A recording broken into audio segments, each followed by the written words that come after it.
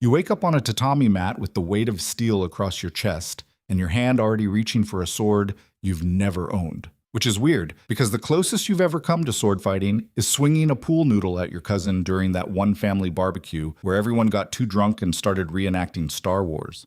But your fingers wrap around the grip like they've done it 1,000 times before. Your body feels different, stronger, like someone took your soft pizza and energy drink physique and ran it through a medieval fitness program while you were sleeping. You're wearing a dark blue kimono with a family crest embroidered on the chest. Somehow you know this symbol means your family has been professionally stabbing people for the Matsudaira clan for 3 generations, which is concerning because your actual family's biggest claim to fame is that one time your uncle got on a game show and won a toaster. A servant slides open the door and bows so low his forehead nearly touches the floor. He speaks in formal Japanese that you understand perfectly. This should be impossible because your language skills peaked in high school Spanish, and even then, you could barely order a burrito without accidentally asking for the bathroom. Hayashi-sama, he says, your father requests your presence for morning practice. Hayashi, that's your name now. Hayashi Takeshi, second son of a minor samurai house, which sounds impressive until you realize that being a minor samurai is like being an assistant manager at a medieval Wendy's. You get a fancy title and the privilege of dealing with everyone else's problems.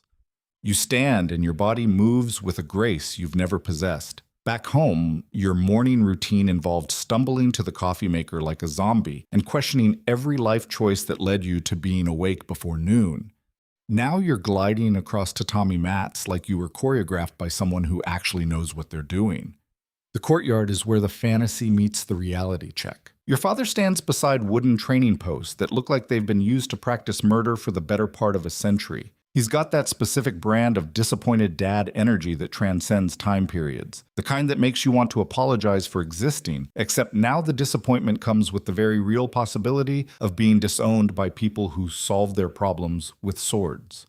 You were slow yesterday, he says, which is confusing because yesterday you were probably binge-watching Netflix and eating cereal for dinner.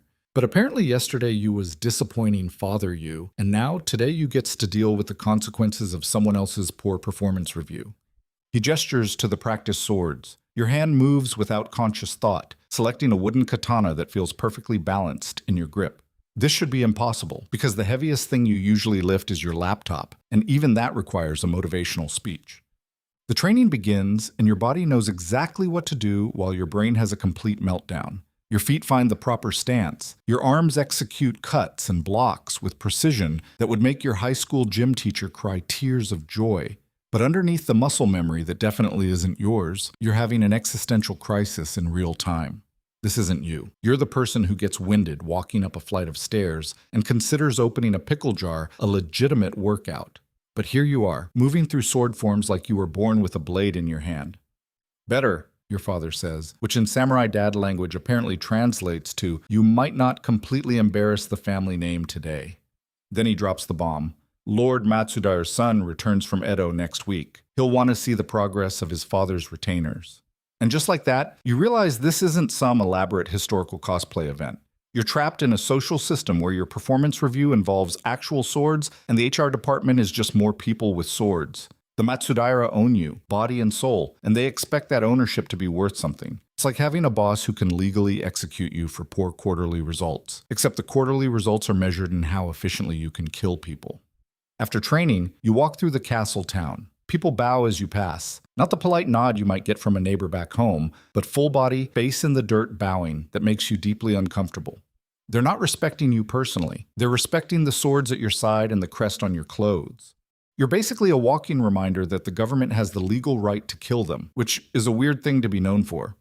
The bowing feels good though, which is the first sign that something fundamental is rewiring itself in your brain. Back home, the most respect you got was when the barista remembered your usual order. Here, people prostrate themselves because you exist.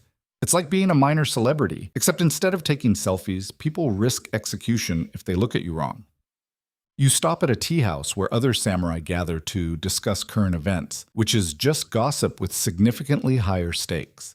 They include you in their conversations because your social rank demands it, but you can feel their judgment. You're the second son of a minor house, important enough to sit at the table, but not important enough for anyone to care what you think.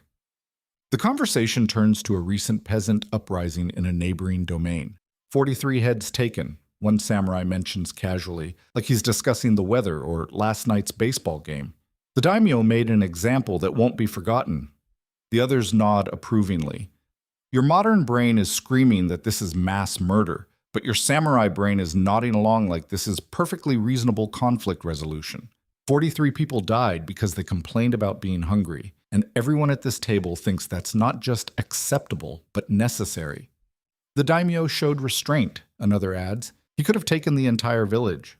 Restraint. That's what they call leaving some people alive after slaughtering dozens. It's like calling a house fire controlled because it didn't burn down the whole neighborhood.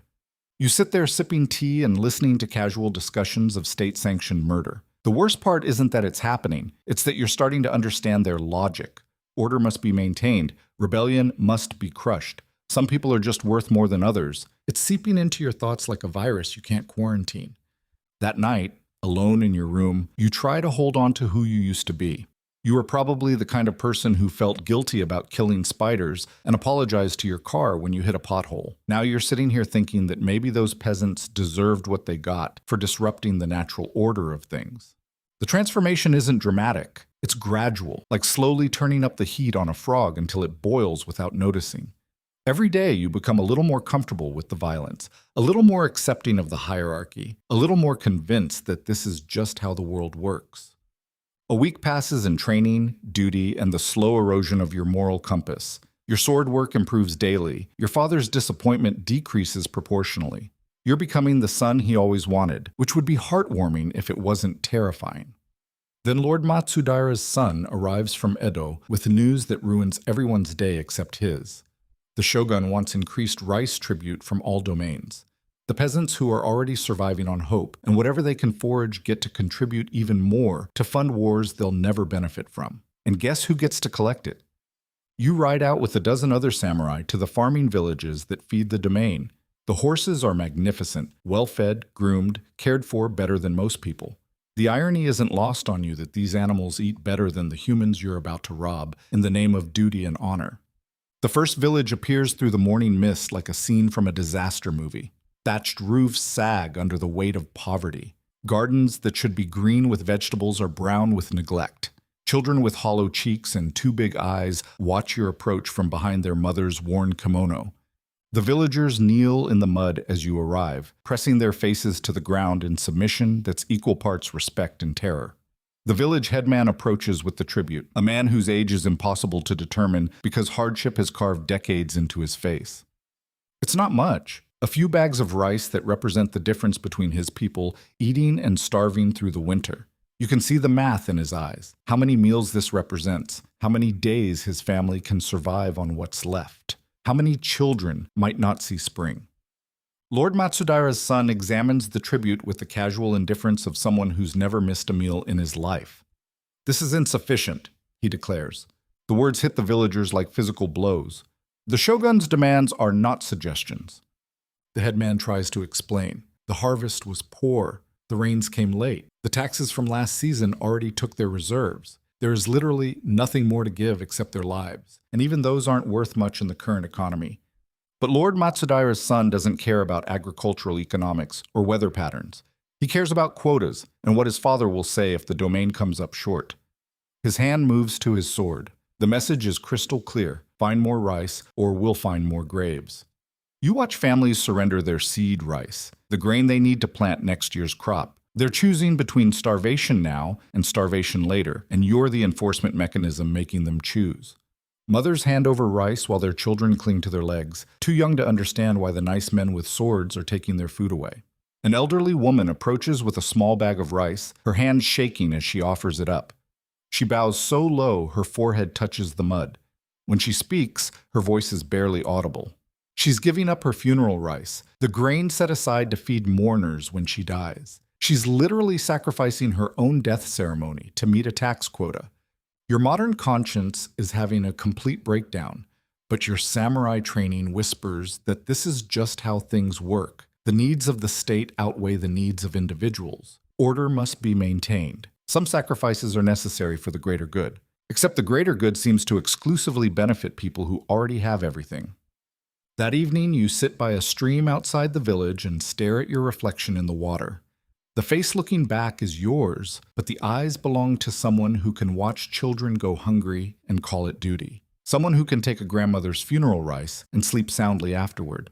The horrible realization hits you. You're not fighting to keep your modern values. You're losing them, one compromise at a time. The samurai code isn't just a set of rules. It's a complete moral makeover. Honor above compassion, duty above conscience, order above justice. And the worst part? It's starting to make sense. Not morally, but practically. The hierarchy works when you're part of it. The violence feels justified when it serves your interests. The suffering of others becomes background noise when it's not your suffering.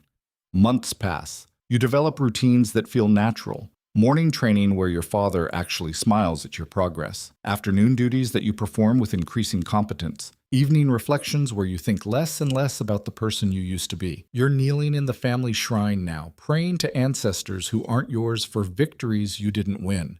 But the prayers feel real. The ancestors feel real. The honor of the house feels like something worth preserving, even though you know it's built on a foundation of other people's misery. The katana at your side has become an extension of your body. Your hand rests on it naturally. You know that when the time comes to draw it, and it will come, you won't hesitate. Not because you have to, but because by then you'll want to. You are no longer someone pretending to be a samurai. You are a samurai who occasionally remembers being someone else. And those memories are fading like old photographs left in the sun, replaced by new certainties about duty and honor and the natural order of things. The person you used to be feels like a character from a book you read once. Real, but not real. Important, but not to you. That person worried about things that don't matter and cared about people who don't count. Now you know better.